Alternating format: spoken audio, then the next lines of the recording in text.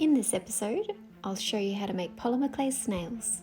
These can be used as a gift for the gardening lover, as props for a restaurant or a festival, or just something fun if you're going to be eating escargot. Somebody's asked me to make snails, and I thought I could try to do this out of polymer clay. So I've never used this cheaper brand before, but I'm going to have a go. $2, it's a bargain.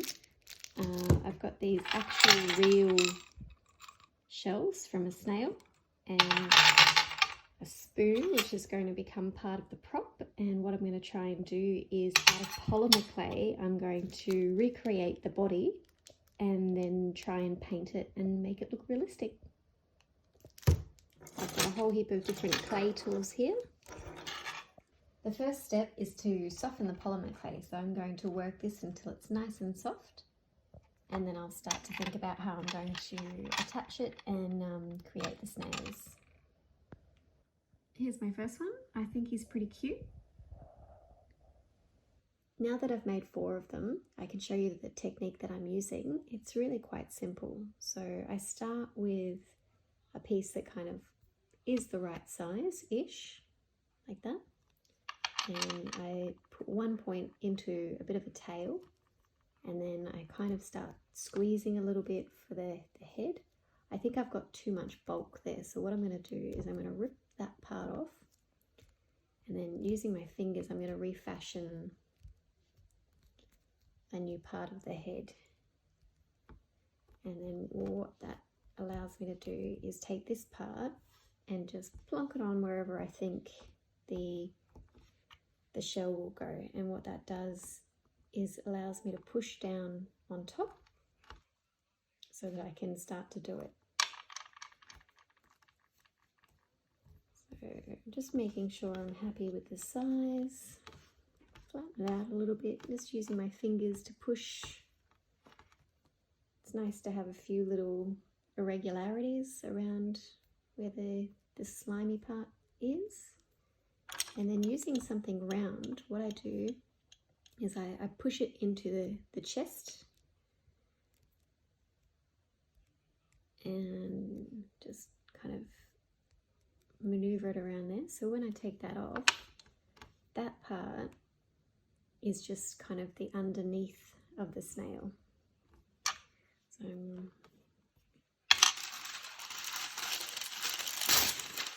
use a little piece of baking paper, pop your little snail on top, and that allows you to have full movement when you're working on him. I'm going to position the shell on top. Pressing quite hard, but of course not too hard so I don't break it. And then using my fingers, I can just press down all around that. If I think the tail is too long, all I do is just give it a quick pinch and discard that.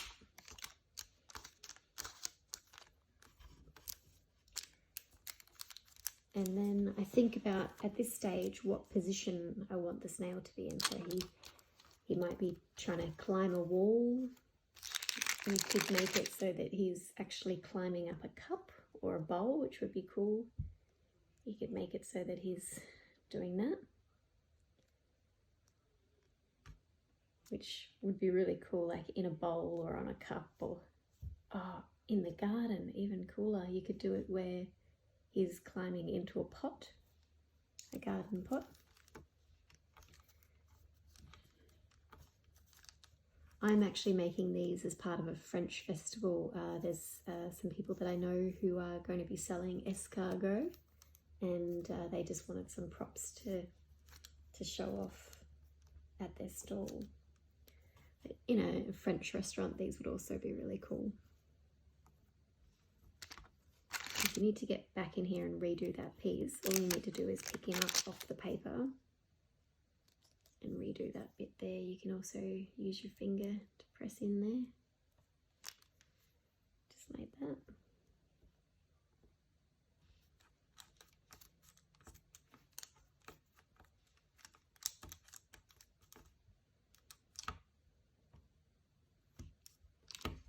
I'm actually pretty happy with how he's looking at this stage. The hole is there, which is a little bit annoying. What you could do if you've got a hole, I guess, is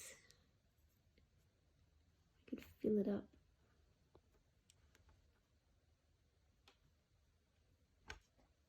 Oh, that's pretty good. I'm just going to leave it like that.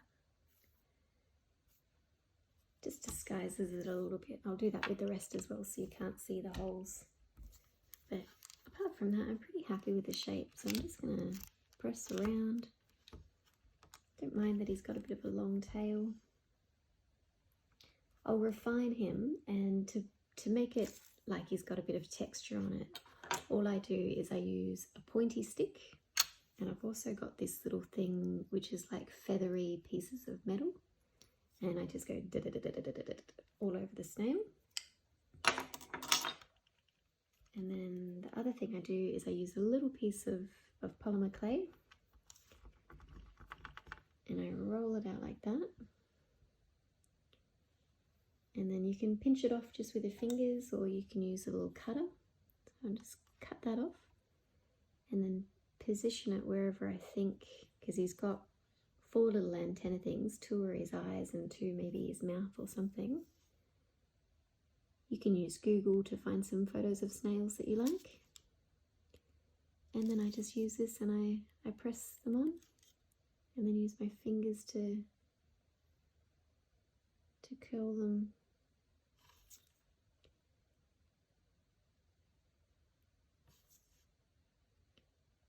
And then as you texture it, just use the little tip to kind of blend that in. And it's okay if it moves a little bit, you can readjust. Sorry, working off screen there. Yeah, so I'm just going to add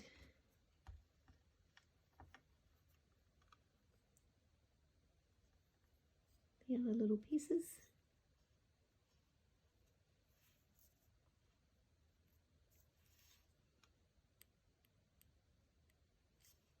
You can use your finger as well if you're making too many holes.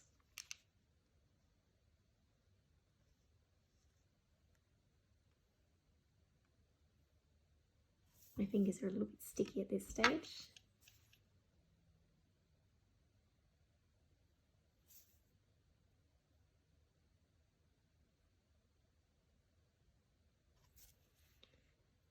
There you go, I think that's pretty cute. Put a little bit of texture in there.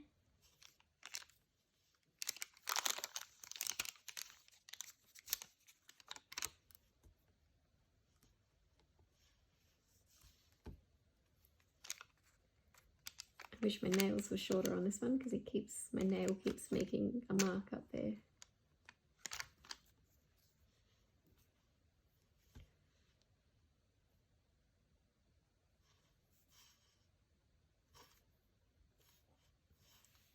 There we go, and then I just need to put his eyes on.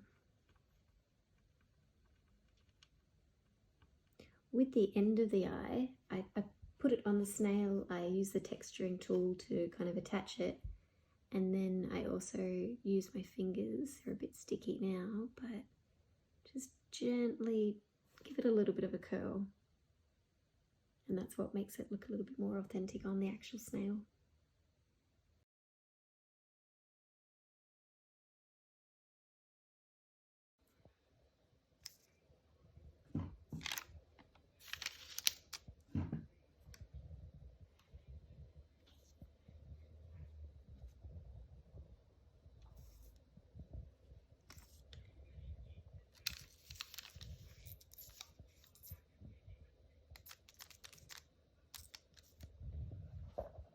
So cute.